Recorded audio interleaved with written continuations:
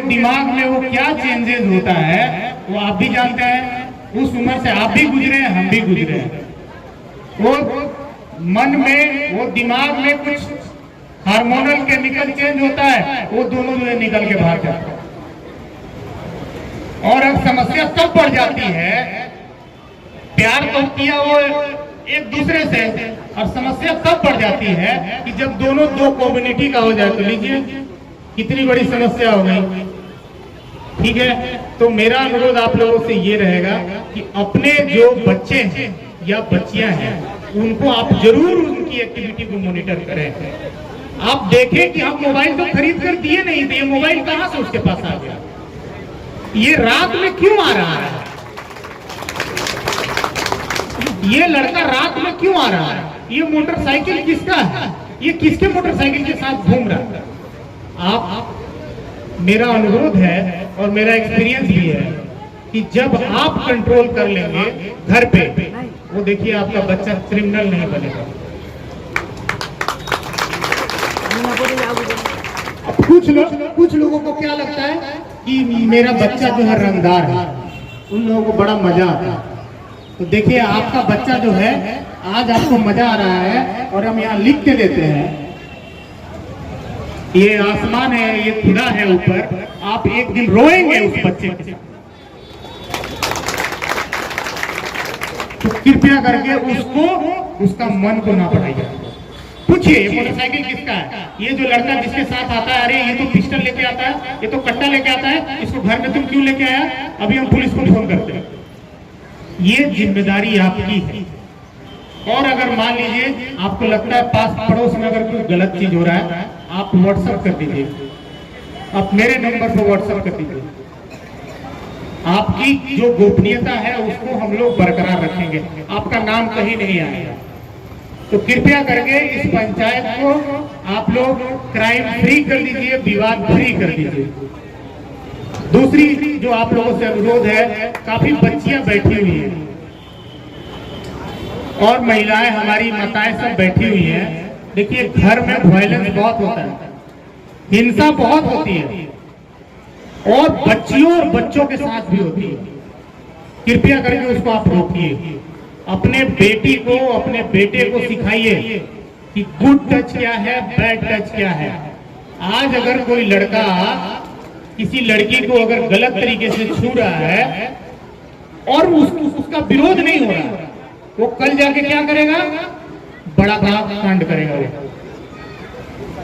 उसको रोकना है वहीं पर कि नहीं ये गलत कर रहा है, तो ये सही नहीं है। और आप लोगों को पता है पॉक्सो कानून है, पॉक्सो, बेल तो मिलेगा ही नहीं आपको अगर गलत तरीके से किसी बच्ची या बच्चा को कोई भी छूता है, सिर्फ छूता है, उस पर FIR होगा, वो जेल जाएगा, उसको बेल भी नहीं मिलेगा।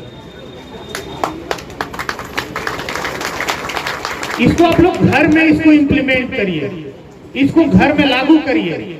कोई भी हो, चाचा हो, मामा हो, फूआ हो, फूफू हो, कोई भी आ रहा है, आपकी बच्ची के साथ, आपके बच्चे के साथ बैड टच नहीं करेगा। आप अपनी बच्ची को सिखाइए, नहीं तो वो क्या होगा, कल के जाकर के वो क्राइम करेगा और उस बच्ची के साथ करेगा।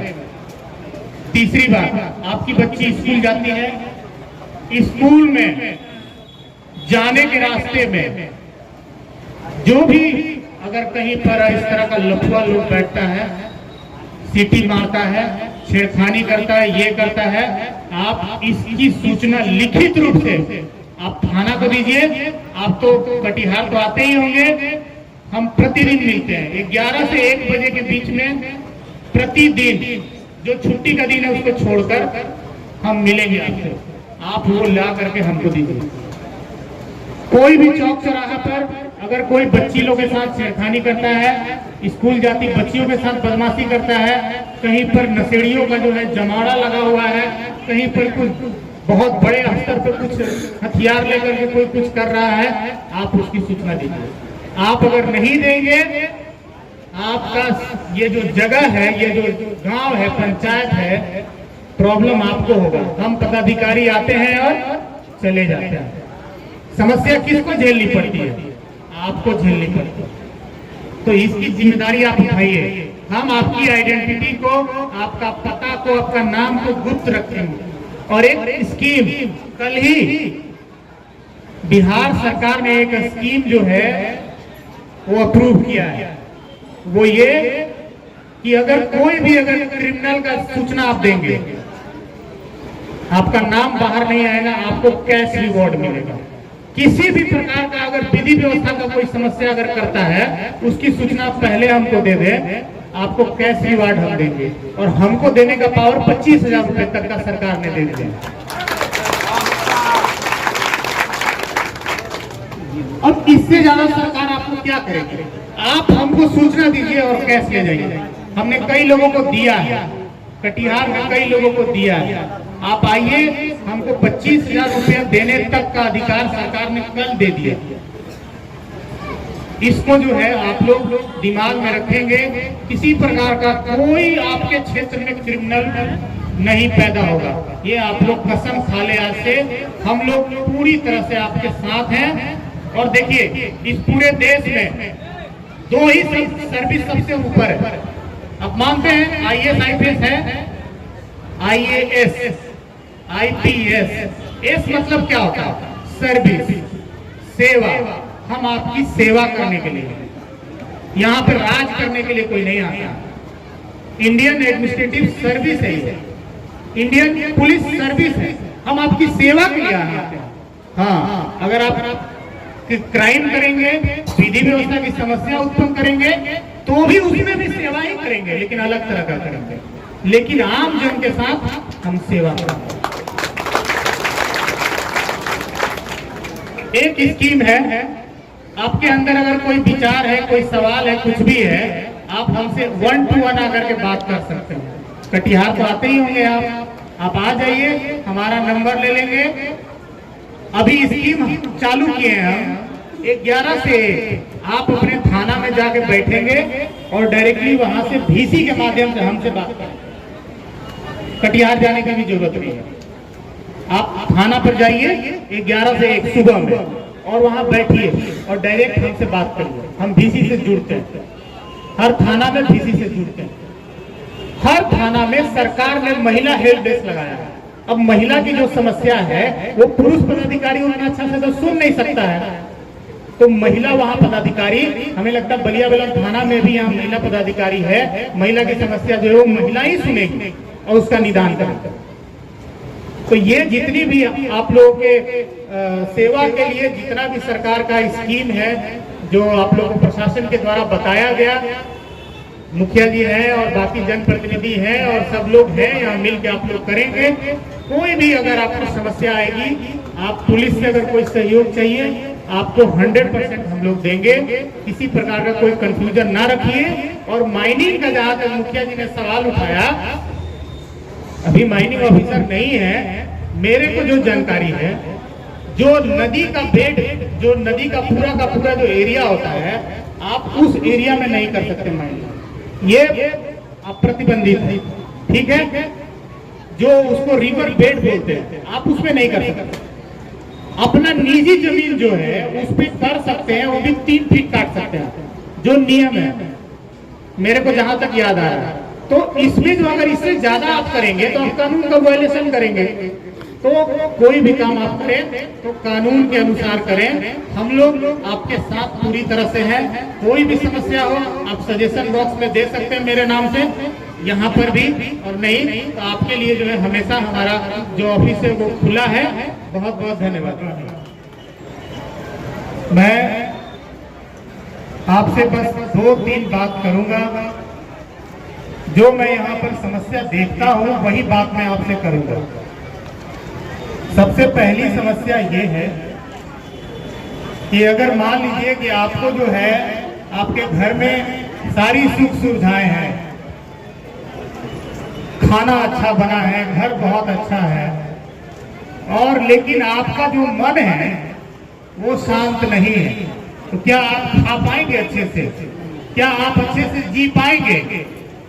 नहीं। ये जो विवाद है, चाहे वो भूमि विवाद हो, पड़ोसी के साथ विवाद हो, गोतियारी में विवाद हो, ये संख्या काफी बढ़ रही है। इसको आप लोगों को कंट्रोल करना है। अपना जो ईगो है, हम जो देखते हैं कि जब दो पार्टी को सुनते हैं तो अगर दोनों पार्टी अगर थोड़ा थोड़ा अपना ईगो कम कर ले तो वो समस्या वही समझा, और वही अगर बात को वो बढ़ा बढ़ा के वो क्या करता है, एक दिन जो है वो मार के माथा फाड़ देता है।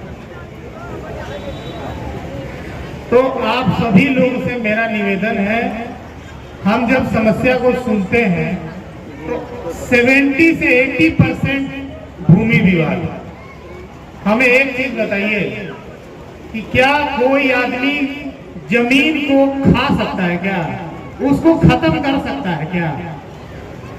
अगर वो आपका जमीन है तो आपको हो सकता है कानूनी तरीके से थोड़ी लड़ाई लड़नी पड़ेगी, लेकिन आप अपनी जमीन को जरूर अपना आप ले सकते हैं।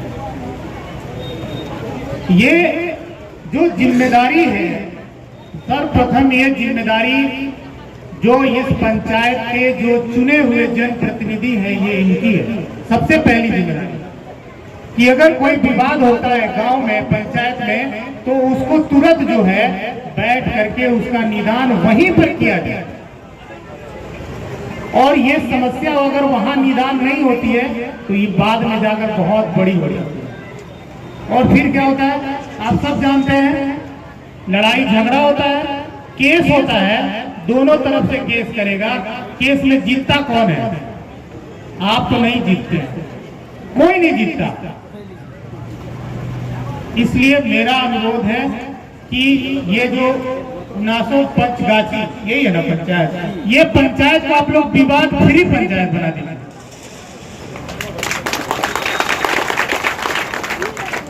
कोई विवाद होने पर वही उसका समाधान हो, कोई विवाद आगे बढ़े ही ना। तो एक मेरा आप लोगों से ये अनुरोध रहेगा, ये भूमि विवाद में सबसे बड़ी समस्या जो है, ये आपके अंदर जो अविश्वास का जो समस्या है, जो आपके दिमाग में घुस गया। आप क्या बोलते हैं, मेरे पास एक पार्टी आएगा, वो बोलेगा सर थाना प्रभारी सीईओ उसके साथ मिल गए हैं, और जब दूसरा पार्टी आएगा, जब हम डॉक्यूमेंट देखते हैं तो लगता है कि ये तो पहला पार्टी बदमाशी कर रहा है।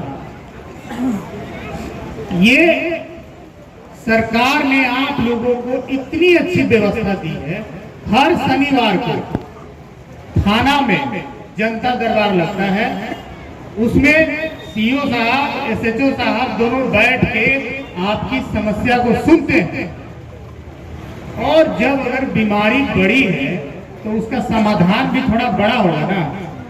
तो आप चाहते हैं कि हमको 2 दिन में सुलझा दीजिए, ये संभव नहीं है, क्योंकि आपका भी डॉक्यूमेंट देखेंगे, दूसरा पार्टी का भी डॉक्यूमेंट देखेंगे, और फिर उसका समस्या का समाधान ये लोग करते हैं। तो एक भूमि विवाद पंजी होता है, आप अपना वाद को उसमें एंट्री करवाएं कि मेरा आप एंट्री करिए, हमारा ये समस्या है, और वो लोग लिखित रूप में आपको सॉल्यूशन देगा। या तो आपको नापी का डेट दे देगा कि इस दिन जो है नापी आपका कराया जाएगा, या तो आपको सजेशन दे देगा कि नहीं ये न्यायालय का मामला है, ये हमारे बस की बात नहीं है, आप डीसीएलआर साहब के कोर्ट में जाइए, ये आपको लिखित में मिलेगा।